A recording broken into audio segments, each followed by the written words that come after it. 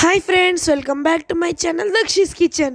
ఈరోజు మన కిచెన్లో మనం అయితే సూపర్ టేస్టీగా ఉండే కరివేపాకు పొడి అయితే చేసుకుని తినబోతున్నాం అనమాట. ఇది మీరు మీ ఇంట్లో తప్పకుండా ట్రై చేయండి. సూపర్ అంటే సూపర్గా ఉంటుంది.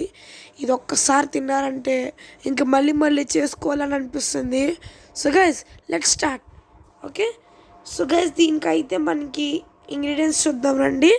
ఇంగ్రీడియంట్స్ అయితే కరివేపాకు, శనగపప్పు, మినప్పప్పు, ధనియాలు, నువ్వులు అంటే 2 టేబుల్ స్పూన్ గైస్. అండ్ ఇది 1/2 టేబుల్ స్పూన్ మెంతులు, అలాగే 1 టేబుల్ స్పూన్ మిరియాలు. మీ కారం తగ్గట్టుగా ఎండుమిరపకాయలు, వెల్లుల్లి, చింతపండు, నూనె, ఉప్పు. Okay, let start guys. ఇప్పుడైతే ఫస్ట్ అయితే ఒక స్టవ్ అయితే ఆన్ చేసుకొని అందులో ప్యాన్ కానీ లేదంటే ఇలాంటి ఒక కళాయి పెట్టి ఇందులో ఫస్ట్ అయితే మనము ఇందాక 2 టేబుల్ స్పూన్ నూనె అయితే వేసుకోవాలన్నమాట. మీ వీడియోలో చూపిస్తున్నట్టు ఇప్పుడు. ఓకే, 2 టేబుల్ స్పూన్ నూనె వేసేసాక కొంచెం హీట్ అవ్వనివ్వాలి. అండ్ దాని తర్వాత శనగపప్పు వేసేసి దాని తర్వాత మినపప్పు వేయాలి. ఇవి రెండింటిని నీట్గా ఫ్రై చేయాలి.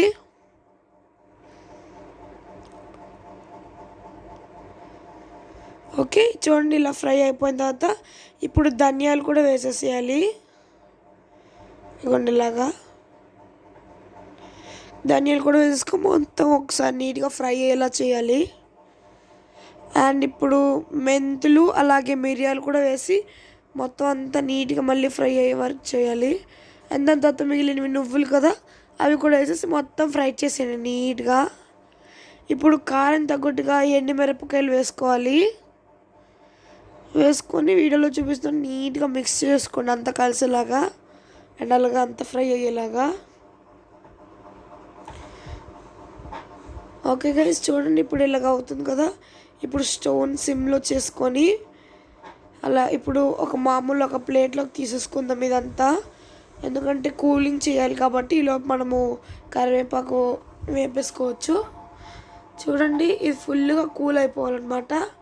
అండ్ ఇప్పుడు అదే ప్యాన్లోకి 1 టేబుల్ స్పూన్ ఆయిల్ వేసేసి కరివేపాకు తీసుకున్నాం కదా, మన కరివేపాకు పొడి తగ్గట్టుగా కరివేపాకు తీసుకొని నీట్గా ఫ్రై చేసుకోవాలి.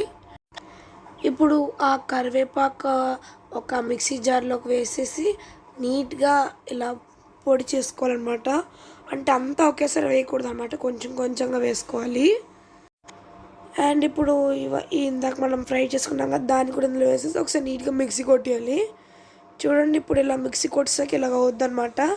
ఇప్పుడు ఇందులోకి మనం ఇందాక చింతపండు తీసుకున్నాం కదా, ఆ చింతపండుని అయితే తీసుకోవాలన్నమాట. అండ్ నెక్స్ట్ వెల్లుల్లిపాయలు తీసేసుకోవాలి. అండ్ లాస్ట్కి టేస్ట్ తగ్గట్టుగా సాల్ట్ వేసేసి ఇంకా ఫుల్ మిక్సీ కొట్టేయాలన్నమాట. అంతే, మన మంచి సూపర్ ఉండే కరివేపాకు అయితే రెడీ అయిపోయింది అనమాట గైస్. దీన్ని అయితే మనము ఎక్కువ కాలం వరకు స్టోర్ చేసుకోవచ్చు. సో గైస్, మీరు మీ ఇంట్లో ఇది తప్పకుండా ట్రై చేయాలి. వీడియో నచ్చితే లైక్, షేర్, సబ్స్క్రైబ్ చేయడం మర్చిపోకండి గైస్. అండ్ మళ్ళీ కలుసుకుందాం నెక్స్ట్ వీడియోలో. అప్పటిదాకా టాటా, గుడ్ బై.